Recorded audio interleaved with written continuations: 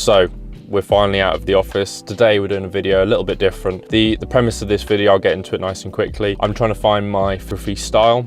So today we're going to look at the different film simulations. I think I've got 7 to try out. Basically going to go out, shoot, and see which style that I maybe find that I like and tweak it and sort of review it and go through it. So wanted to do a little introduction. We're out in the car. We're out in Doddington Hall in Lincolnshire today. Going to take some photos. So the next time you're going to see me talking to you, we'll be back in the office.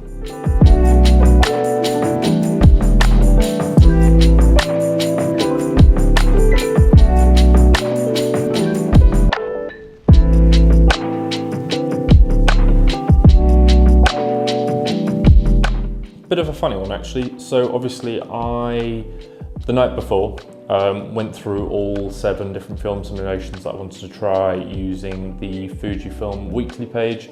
It's a place where you can look at custom film recipes. They give you the settings that you need to use in order to obviously have the custom recipes, and then obviously you can put them on your own camera. I installed 7 that I liked.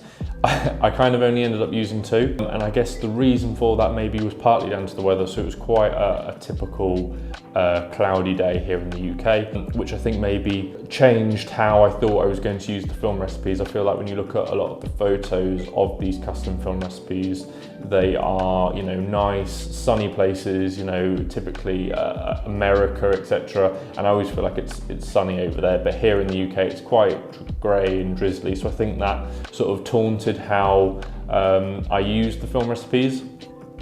So I ended up using 2. So what we're going to do is, I've got a computer obviously here, as you can see, computer monitor, and we're going to run through the main 2 film recipes that I used, and then maybe what we'll do is in another video on a sunnier day, so we're probably waiting for the next 10 years, we'll do another one with some of the others to see if maybe my style depends on the weather. So without further ado, let's get into the first film recipe that I used.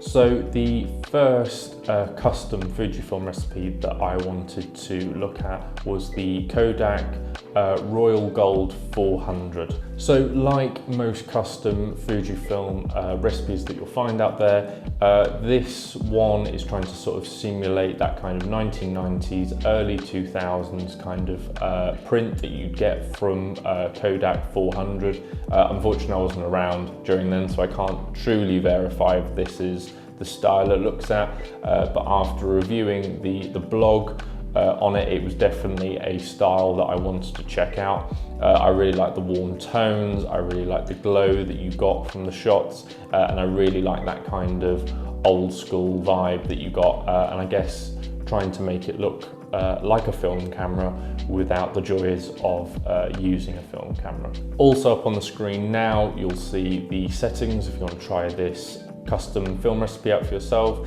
and again I will link each of the 2 film recipes that I used in the description so you can check them out for yourself. As you can see, when I was reviewing this custom film recipe, when I was looking at it on the website, the photos that I was looking at, you can see it's a lovely summer's day wherever it was, and obviously when I went out the other day, it was probably polar opposite to that. It was cloudy, it was overcast, so I think that's maybe why this kind of skewed my perspective. So it's definitely something I'm gonna have to check out when it's a sunnier day, go back out and try these film simulations again to see if I've got a different perspective on how I'll use them and the style that I like. So here was actually the first image I took with the Kodak 400. I think as you can see, there's definitely a kind of a warmness to the image. There's definitely a kind of pinkish tint, which I think again on a brighter and sunnier day, this would look fantastic. As you can see, the sky is blown out, which I'm normally quite a fan of anyway. It's not something I mind too much. I think it really, you don't need to always see the sky, which I was fine with. I think for this image, I was at 2 stops overexposure. Again, when you go into the film simulation recipes, the website does recommend what exposure you should maybe be looking at. but it was something that I was tweaking constantly, as I found that it wasn't always the case that they were right. So I guess you need to keep that in mind when you're going out filming. Don't just sort of set it and leave it. You need to be constantly monitoring how it looks in camera. And I think this image that I've got up on screen now sums up kind of my issue that I was having with the camera. As you can see here, the highlights coming through really quite brightly, which maybe some people really like the look of this image, but for me, everything was too blown out. And the problem was, if I brought down the exposure compensation too much, the image just got way too dark and wasn't really pleasing to look at. So you really had to shoot at this exposure comp sort of one stop over and above to get this look. However, again, I think on a brighter and sunnier day, everything would be more exposed and I think you get a nice looking image.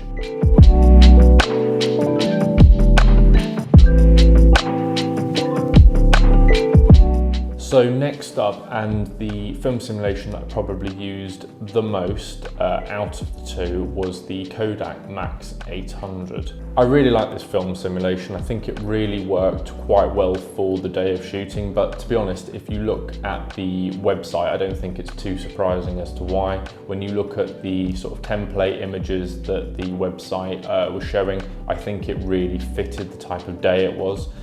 It was a lot, you know, when you look at the images, it's clearly in a colder setting, it's moodier, it's mistier, it's darker, it's not as bright and as sunny as the previous film simulation, so I think that's maybe why it worked a lot better in this scenario today. I really quite like the muted tones that I've got. I'm quite a fan of maybe bringing back the greens, blowing out the highlights quite a bit and sort of making things look quite muted and sort of mysterious. So I think that's why I do particularly like this one quite well. And again, up on screen, if you do want to try this film simulation out for yourself, it is up on the screen right now.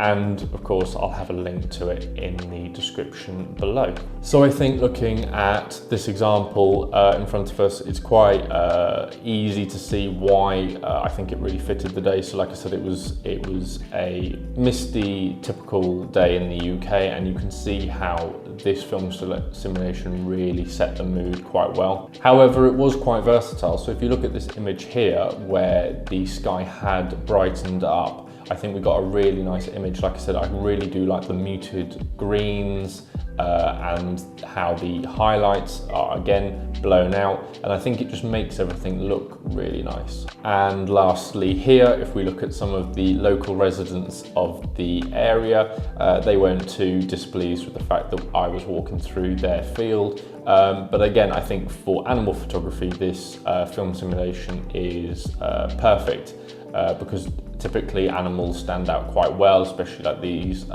cattle here that are ginger. They really stand out in the foreground where the greens and the trees, etc. again are muted, so it brings out that quite nicely. And again, I think you get that really nice cinematic tone from these photos. And I would like to clarify, none of these photos have been edited by me in post. They are completely JPEG straight out the camera, and some of them have been uploaded to Instagram like this. So I've been really happy with this Kodak Max 800 film simulation. It's definitely going to be one of the ones that I'm going to use more of in the future, and is helping me find the style that I like. And again, here you can see we've got some colour, so these were quite nice red roses, even though we're coming into the winter time and they were dying off. There was a few left on the bush. And again, I think this just looks absolutely fantastic. It looks like a retro camera from the 90s or the early 2000s and really fits the bill. Again, this has not been edited by me in any other way. This is straight out of camera.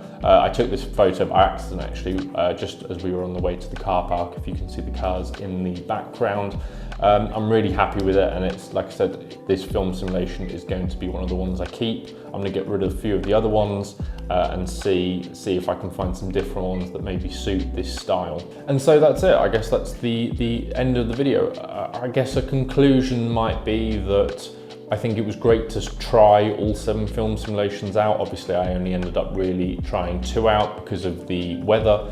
But I think this has really helped me today go through and find my style and help me find my style. I think when I started photography using Sony cameras, they're quite sharp and precise. Some maybe you might say boring, and that is obviously why I picked up the Fujifilm to help me with my photography journey, and the film simulations were a part of that. So moving forward, I think we're going to do another video like this. I really like this style of video that we've done today. I want to go out on a sunnier day, maybe try some new film simulations, maybe revisit some old ones to sort of help me finally tweak those 7 film simulations that I know they are my go-tos. I can shoot with them and I know that I'm going to get photos that I'm happy with straight out of camera without having to do any editing whatsoever.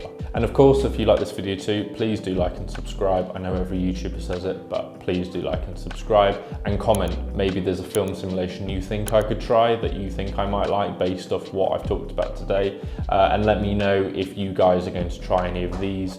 If you do, I'd love to see some of the photos, so tag me on Instagram, etc., and I can't wait to see them.